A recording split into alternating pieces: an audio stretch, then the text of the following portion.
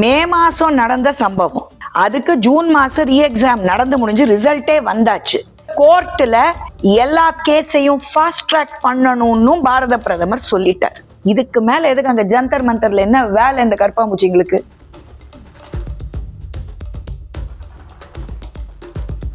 Aam Aadmi party ஒன்னு சொன்னா, Indian national Congress இன்னொன்னு சொல்றாங்க, சமாஜ்வாதி பார்ட்டி இன்னொன்னு சொல்றாங்க. அவங்களுக்குள்ளேயே சண்டை. You think India is going to become another Nepal and Bangladesh? No way. That is not the new Bharat. இத்தனை நாளா பேப்பர் லீக் இந்தியால நடந்ததே கிடையாதுங்களா? 60 வருஷத்துல நடந்ததை விடுங்க. 2004 இருந்து 2014 வரைக்கும் எத்தனை ஸ்டேட்ல எத்தனை பேப்பர் லீக் நடந்திருக்கு? அப்ப என்டிஏ இல்லீங்களே. It's a national security issue. Prime minister வீட்டு வாசல்ல என்னத்துக்கு போய் ஆர்ப்பாட்டம் பண்ணணும்? பீஸ்ஃபுல் ப்ரொடெஸ்ட் அப்படின்னு சொல்லிட்டு என்ன மாதிரி வயலன்ஸ்? அதெல்லாம் ஸ்டூடெண்ட்ஸா? யாருக்கு அதை குத்த பாக்குறீங்க? அங்க இருக்கிறதெல்லாம் ஸ்டூடெண்ட்ஸா?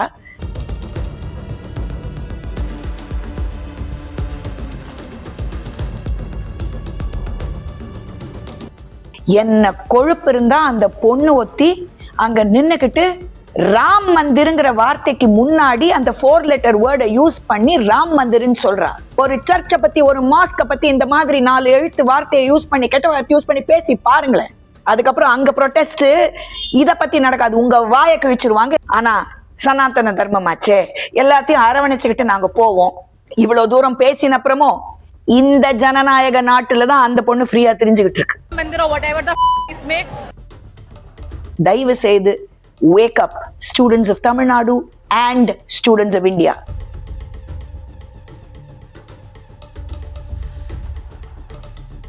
வணக்கம், நான் மதுவந்தி பேசுறேன். காக்ரோச் தொல்லை ரொம்ப ஜாஸ்தியா போயிட்டு இருக்கு இந்தியா பூரா. ஹிட் அடிக்கணும்னு நினைக்கிறேன். ஆமா, நான் ஓப்பனாவே சொல்றேன், இந்த சோ கால்டு ஸ்டூடெண்ட் ப்ரொடெஸ்ட் அப்படின்னு தமிழக மக்களையும் சரி, இந்திய மக்களையும் சரி, ஸ்டூடெண்ட்ஸையும் சரி ஏமாத்திக்கிட்டு திரியற இந்த காக்ரோச் ஜனதா பார்ட்டி பிளஸ் அவங்களுடைய இந்த சகாக்கள் இருக்காங்களே, அதாவது Indian national Congress, Aam Aadmi party, Samajwadi party மற்றும் பலர். இப்ப இந்த மற்றும் பலர் தானே ரொம்ப இட்ஸ் த ஹேப்பனிங் ஃப்ரேஸ் ஆச்சு, அதனால அதையும் நானும் சொல்லிடுறேன். என்ன இப்போ அந்த மாதிரி இருக்கிறவங்க எல்லாரும் கம்ப்ளீட்டா ஸ்டூடெண்ட்ஸோடைய மைண்ட் செட்டை மாத்த, திசை திருப்ப பல கிரிமினல் வேலைகள் பார்த்துக்கிட்டு இருக்காங்க. ஏன் நான் இதை சொல்றேன்னா, இந்த நீட் எக்ஸாம் பேப்பர் லீக் எப்போ நடந்துச்சு? ஆஃபிஷியலா இந்த பேப்பர் லீக் நடந்திருக்கு அப்படின்னு NTA நேஷனல் டெஸ்டிங் ஏஜென்சிக்கு வந்த தகவல் மே 7ஆம் தேதி 2026. அதுக்கப்புறமா மே 12ஆம் தேதி they cancel the NEET exam. They say இது not valid. ரீ-எக்ஸாம் கண்டக்ட் பண்ணணும்னு சொல்லிட்டு மே 15ஆம் தேதி அறிவிக்கிறாங்க. ஜூன் 21ஆம் தேதி இந்த ரீ-எக்ஸாம் நடக்கும் அப்படிங்கிறையும் இந்த விஷயத்தையும் அறிவிச்சிடுறாங்க. நிறைய பேர் கேட்கலாம், திரு தர்மேந்திர பிரதான் அவர்கள் மன்னிப்பே கேட்கல. அதுவும் போய் மே 15ஆம் தேதியே பிரஸ் மீட் கொடுக்கும்போது திரு தர்மேந்திர பிரதான் அவர்கள் he takes the onus. He says தப்பு நடந்திருக்கு, இதை நான் திருத்துவேன், ரீ எக்ஸாம் நல்லபடியா நடத்தி காமிப்போம். அதே மாதிரி ஜூன் 21ஆம் தேதி with the help of the armed forces of this country. அதுக்கு இங்க சில பேர் கேள்வி கேட்டாங்கப்பா, எதுக்கு ஆர்மி எல்லாம் யூஸ் பண்ணணும்? பேப்பரை காப்பாத்த ஆர்மி வாஸ் யூஸ்ட். எனக்கு என்ன புரியலன்னா, மே மாசம் நடந்த சம்பவம், அதுக்கு ஜூன் மாசம் ரீ எக்ஸாம் நடந்து முடிஞ்சு ரிசல்ட்டே வந்தாச்சு. பிரச்சனை என்னன்னு கண்டுபிடிக்க கோர்ட்ல எல்லா கேஸையும் ஃபாஸ்ட் ட்ராக் பண்ணணும்னு பாரத பிரதமர் சொல்லிட்டார். திரு JP நட்டா அவர்கள் please come, we will have a dialogue and discussion, we will see where what has gone wrong னு சொல்லிட்டார். இதுக்கு மேல எதுக்கு அங்க ஜந்தர் மந்தர்ல என்ன வேலை இந்த கற்பாம்பூச்சிங்களுக்கு? என்ன உண்ணாவிரதம் இருக்கீங்க? பிரெட் பக்கோடா சேல் தான் ஜாஸ்தி ஆயிட்டு இருக்காங்க ஜந்தர் மந்தர்ல. உக்காந்துக்கிட்டு உண்ணாவிரதங்கிற பேருல என்னெல்லாம் ரிவோக் ஆர்டிகல் 370 என்ன இது? இதுக்கும் நீட் எக்ஸாமுக்கு என்ன சம்பந்தம்? இதுக்கும் மாணவர்களுக்கும் என்ன சம்பந்தம்? அண்ட் ஆப்போசிஷன் அவங்களுக்குள்ளேயே சண்டை. ஆம் ஆத்மி பார்ட்டி ஒன்னு சொன்னா, இந்தியன் நேஷனல் காங்கிரஸ் இன்னொன்னு சொல்றாங்க, சமாஜ்வாதி பார்ட்டி இன்னொன்னு சொல்றாங்க. அவங்களுக்குள்ளேயே சண்டை. என்ன டிராமா! ஏன் இதே மதிப்புக்குரிய திருமதி பிரியங்கா வாத்ரா அவர்கள் அவங்க ஆட்சியில இருந்த பொழுது பேப்பர் லீக் ஆன போது சொன்ன கிளிப்பும் வெளியே வந்திருக்கு. நாங்க என்னங்க பண்றது, இது தவிர்க்க முடியாத ஒரு தவறு நடந்துருச்சு. அப்ப யாரோடைய ரெசிக்னேஷனும் கேட்கலையே, இல்ல யாரையும் ஆக்ஷன் கூட எடுக்கலீங்களே. ரிசைன் பண்றதை விடுங்க, ஆக்ஷன் கூட எடுக்கலீங்களே. இப்ப எதுக்கு இவ்வளவு டிராமா? ஏன்னா உங்களுக்கு பார்லிமெண்ட்ல மான்சூன் செஷன் நடக்கக்கூடாது, FCRA பில் பாஸ் ஆகக்கூடாது. அது என்ன எங்க இதெல்லாம் போன் கால் வந்திருக்கோ தெரியல. ஏன்னா அவர் தான் அப்பப்போ ஹாலிடேக்கு போவாரு, திரும்பி வருவார், இந்த மாதிரி ஒரு பிரச்சனையை கிரியேட் பண்ண பார்ப்பாரு. You think India is going to become another Nepal and Bangladesh? No way. That is not the new Bharat. We know how to tackle you people. உங்க இந்த அத்தனை கரப்பாம்பூச்சி மேலையும் என்ன மாதிரி ஹிட் அடிக்கணுங்கிறது இந்த அரசாங்கத்துக்கு தெரியும், உள்துறை அமைச்சருக்கு தெரியும், பாரத பிரதமருக்கு தெரியும். ஒரு தப்பு நடந்திருக்கு, நான் இல்லைன்னே சொல்லல. நீட் பேப்பர் லீக்குங்கிறது ரொம்ப பெரிய தப்பு தான்.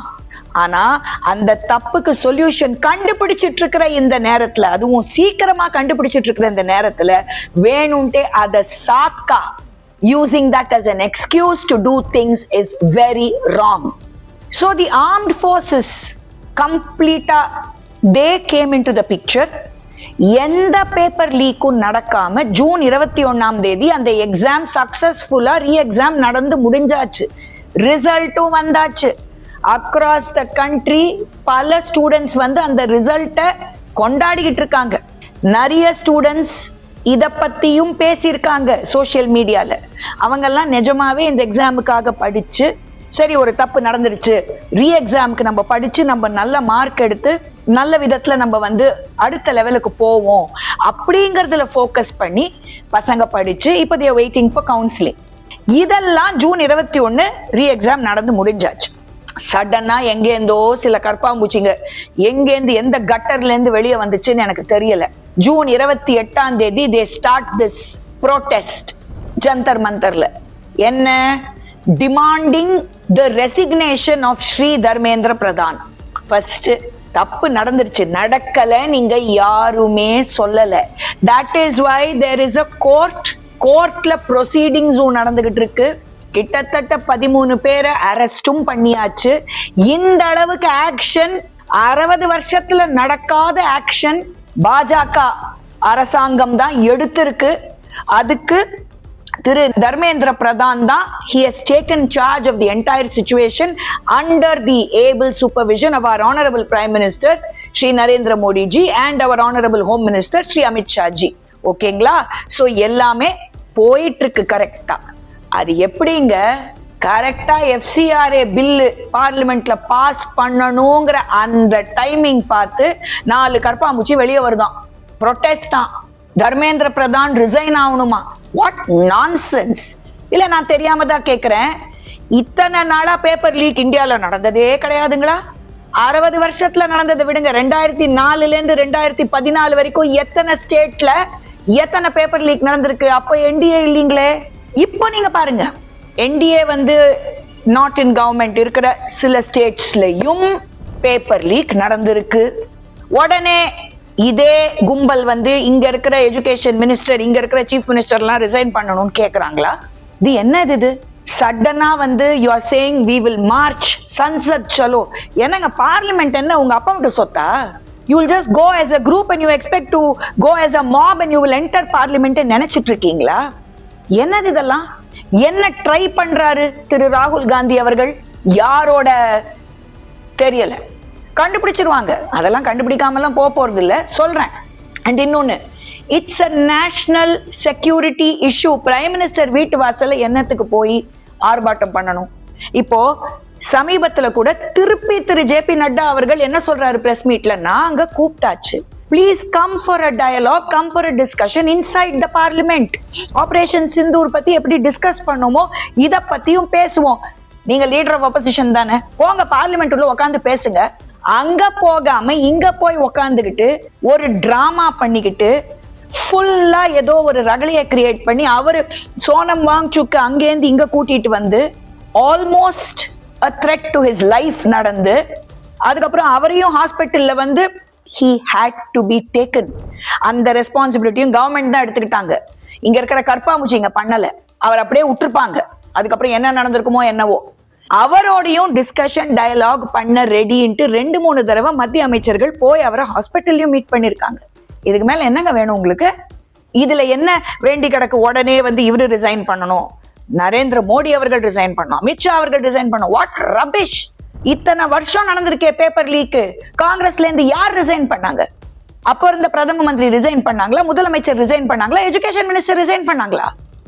அண்ட் ப்ரொடெஸ்ட், பீஸ்ஃபுல் ப்ரொடெஸ்ட் அப்படின்னு சொல்லிட்டு என்ன மாதிரி வயலன்ஸ்? அதெல்லாம் ஸ்டூடெண்ட்ஸா? யாருக்கு அதை குத்த பாக்குறீங்க? அங்க இருக்கிறதெல்லாம் ஸ்டூடெண்ட்ஸா?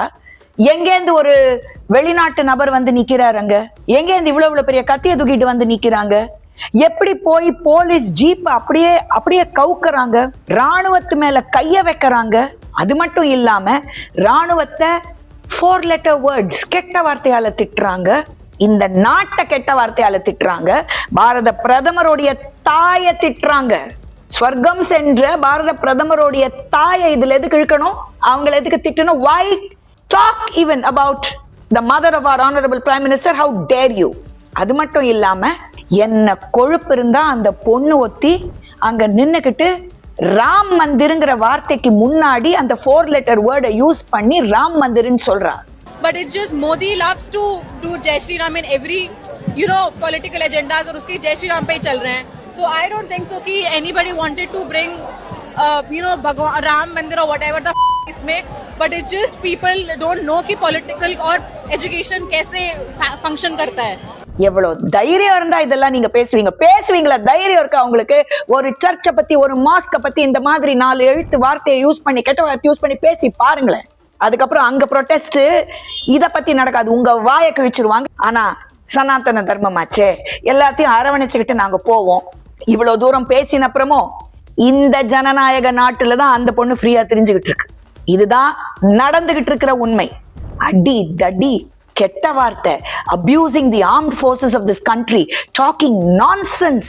இதுக்கு பேரு ப்ரொடெஸ்டுங்களா? இதை பண்றது ஸ்டூடெண்ட்ஸா? போய் ஏன்னா நீட்டு தேர்வுல எக்ஸாம் ரீஎக்ஸாம் எழுதி முடிச்சு நல்ல மார்க் வாங்கின பசங்களா இருக்கட்டும், ரேங்க் வாங்கின பசங்களா இருக்கட்டும், யாரா இருக்கட்டும், ஜஸ்ட் எக்ஸாம் எழுதின பசங்களா இருக்கட்டும், அவங்களும் வெளியே வீடியோஸ் போட ஆரம்பிச்சுட்டாங்க. கிளியர்லி சேயிங் எஸ், இது ஒரு இஷ்யூ, இத பொலிட்டிசைஸ் பண்ணாதீங்க அப்படின்னு தான் அந்த பசங்களும் சொல்றாங்க. அண்ட் தமிழ்நாட்டுல நான் பாக்குறேன், இந்த மற்றும் பலர் நிறைய பேர் இருக்காங்க, நாங்க தான் இங்க வந்து லீடர்ஸ் அப்படின்லாம் இருக்காங்க இல்லைங்களா? அவங்க எல்லாரும் சொல்றதையும் பாக்குறேன், டிஸ்கஷன் வச்சுக்கணும், டயலாக் வச்சுக்கணும்னு. அதைத்தானங்க ஜேபி நட்டா அவர் பிரஸ் மீட்லயும் இப்ப சொன்னாரு. நாங்க கூப்பிட்டு தான் இருக்கோம், யாரும் வரமாட்டேங்கிறாங்கன்னு. டிஸ்கஷன் அண்ட் டயலாக் எங்க? ஜந்தர் மந்தர்ல இந்த மாதிரி பைத்தியக்காரத்தனமா பிஹேவ் பண்ணிட்டு இருக்கிற இந்த ஹூலிகன்ஸோட போய் டிஸ்கஷன் வைக்கணுமா? இல்ல எனக்கு தெரியல. டிஸ்கஷன் யாரோட வைக்கணுமோ அவங்க கூட வைக்கிறதுக்கு ரெடி, கவர்மெண்ட் இஸ் ரெடி. ஏன் வரமாட்டேங்கிறாங்க? ஏன் ஓடுறாங்க? ஏன் போய் இந்த டிராமா எல்லாம் பண்ணிட்டு இருக்காங்க? அதை யாரும் பார்க்க மாட்டேங்கிறாங்க. தேவையில்லாம டிஸ்கஷன் நடத்தணும், தர்மேந்திர பிரதான் ரிசைன் ஆகணும். என்னது இது? ஒரு பிரச்சனைக்கு தீர்வு காணணும், அதுதான் முக்கியம். Resignation is not the solution to this problem. And அங்க இருக்கிற அந்த ஹூலிகன்ஸோட யாரும் டிஸ்கஷனுக்கு போக வேண்டிய அவசியம் கிடையாது.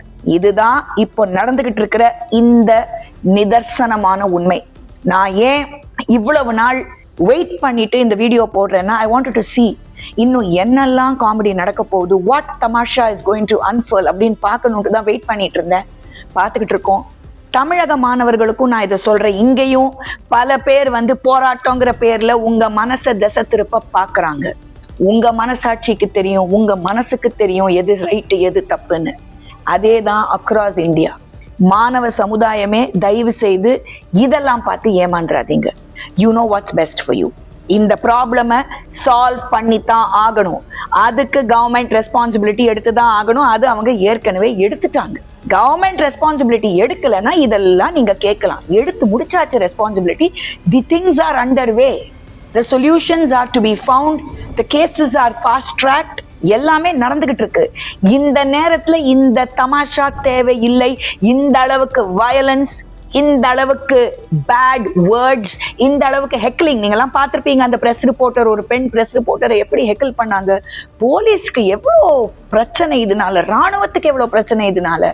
இதெல்லாம் பார்த்து தயவு செய்து wake up, students of Tamil Nadu and students of India. Definitely you are all extremely smart. நீங்க வந்து you're not going to fall for this nonsense. அந்த நம்பிக்கை எனக்கு முழுசா இருக்கு. வணக்கம். பாரத் மாதா கி ஜெய்.